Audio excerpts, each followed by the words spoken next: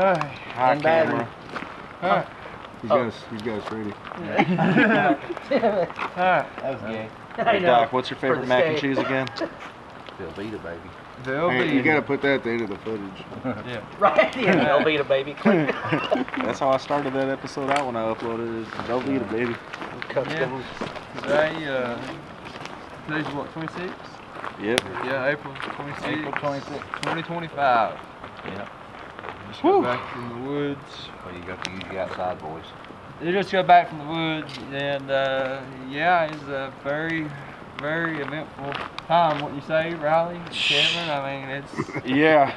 very, very intense out here. You know, this is undisclosed location. You got Kevin from where the weird ones are, up in Maine, 15-hour drive. Riley from Indiana, 12.5-hour drive. Then we got the Cryptid Warfare gang over here, all around through the gang. Drewski's running around somewhere like a chicken with his head cut off. Over here in the back. Yeah, he's running around like a chicken with his head cut off. And we had Jessica Jones with us yesterday. Unfortunately, she left us earlier today to go back home. But yeah, we had a very, very eventful night tonight, and I can't express the emotions that's running through my mind, you know. But I'm just glad we all came out of there safe, and we're gonna talk basically a little bit about what kind of happened down there this evening. You know, we were down there earlier, and I guess I'm touch base on that a little bit. We found some tracks down there, and then we had noticed that structure. It was just all the vines and stuff were intertwined, twisted around.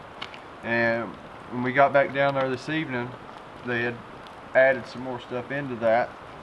And then I kind of let Drewski hit on what happened next, because he had to pivot the role on what happened next. I forgot, guys. Well, which part? What were we talking about? Bait, set up trap. Oh, yeah. So, I'm not going to go into detail, but, yeah. So, yeah, I try to think outside the box a lot, and figured we'd bake this sucker in, so put some certain items. We actually found a hog cage? Yeah, hog cage. Found this old abandoned hog cage, and so we know there's something out there. So my theory was, if we bait it in and I tie a flashbang to it, hopefully they grab the bait and the flashbang goes off and we can see something in thermo. So that was my thing. I was just setting up booby traps. That was it.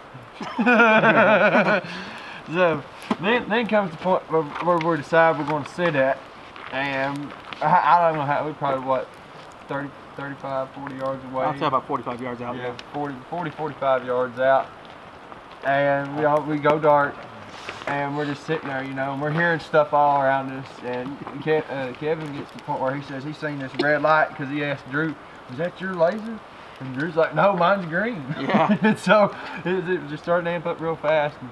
And Doc was over there. He was over praying, and he was like, "Can I get an amen?" And me and Amen. Yeah, we were like, "Amen." Like four of them. Amen. Yeah. And then I'm sitting there and I'm panning around with that thermal, and I'm looking at the cage. And then I go to my left, and right there in behind that cage in that bush, to the left of it, was the first one. And I'm like, "Guys, they're here." No. Guys, they're here! They're here! They're here! Guys, there's two. Whisper. He's like, hey. We're all like, Harley. No, there wasn't two at first now. It was just the one. And so I'm sitting there and I'm looking out through the thermal, and then the Drewski's telling me, look behind us, make sure ain't nothing behind us. And by the time I'm turning around trying to do all that crap, I get back and try to get my eyes back on this one. And all of a sudden, I see something go whoop, and then it goes right back. I'm like, there's two. And then it was ramping up from there, and we get to the point of like, well, let's just go over there, and you get lights on. We go over there, and there's nothing over there, unfortunately. But then we get to the point of where Brian and John are coming back down in there, and that's when stuff really started getting intense, especially for Riley and everybody else, because that. Yeah, I think they got hit with infrasound. That's why they had to get out. Yeah, I'd like to hear from your guys' perspective what was going on down there and what happened, and so what led you to the decision to get out of there? We went back to the location where we were originally set up, about 35 yards from the cage, and we went dark again. Which right behind us was the stream flow, and not long after we went dark, we started hearing up in the hillside behind us movement. Mm-hmm. It came from the way we were facing towards the cage. It came from the right of us, and it swooped back around us. Before that happened, though, we all were staring at the campsite out there, and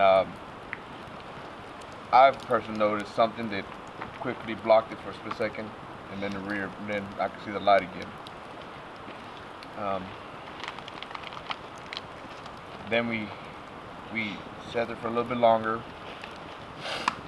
and it sounded like it was right behind us. We heard something step into the water, and then step right back out of it. And it was maybe, you said 10, 15 feet from us. If that, man, it was close. It was close. It felt like it was right on top of us. Yeah, keep in mind, you can't even see your hand in front of your face. Yeah, we're dark. It's unnatural kind of dark, man. From where I'm from, there ain't no dark like that. These ancient mountain hollers, man. When it gets dark in here, it's real dark. Well, Riley, he's from Midwest Mythos. He's from up north, and this is his first Squatch hunt in the South. Oh boy. Yeah. But tell us, your emotions. How was you feeling? Describe to us, whoever's watching that's never done this before. Paint a picture for them, man. How was you feeling? What was it like? All right. So first off, I gotta say, all y'all from the Midwest, yeah, we think we know what we're doing just because we know our territory up there. If you ain't ever been down here, don't come out here by yourself first off, because I'll tell you what, I've lived up in the UP of Michigan. I've been in the Hiawatha Forest. I've been in the Manistee Forest. I've been Indiana Dunes National Park, and I'll tell you what, ain't nothing like it is down here. It's a whole different world. People say woods are woods, and I'll tell you one thing right now, the way I'm feeling right now, woods ain't woods. Woods ain't woods. So first off, y'all, get in contact with some people down here that know what they're doing, because y'all Tennessee, y'all Southerners, y'all do it different. You guys are living a whole different world. And so, right, as you can probably tell in my voice right now, there's all kinds of different emotions, and I've had some bad anxieties, I've had some fears, and nothing's like what I felt this evening. What are we doing here today, brother? Oh, first we gotta set up camp. What we gotta do, and then hopefully, Lord willing, we get to see some cool stuff. What are we looking for? A Bigfoot? Nice. Several Bigfoots. Holy shit, guys. Holy shit. Oh, yeah, someone's blocking the fucking light. Holy shit. There's two.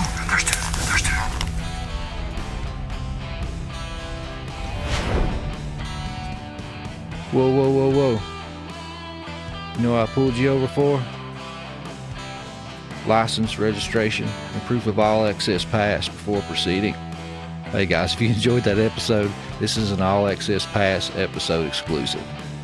But hey, if you'd like to get access to this episode and an entire library of members only exclusive content, 48-hour early access to all future episodes, and an ad-free listening experience on Apple and Spotify, head on over to PrometheusLensPodcast.com and sign up for the All Access Pass and join us on the hero's journey.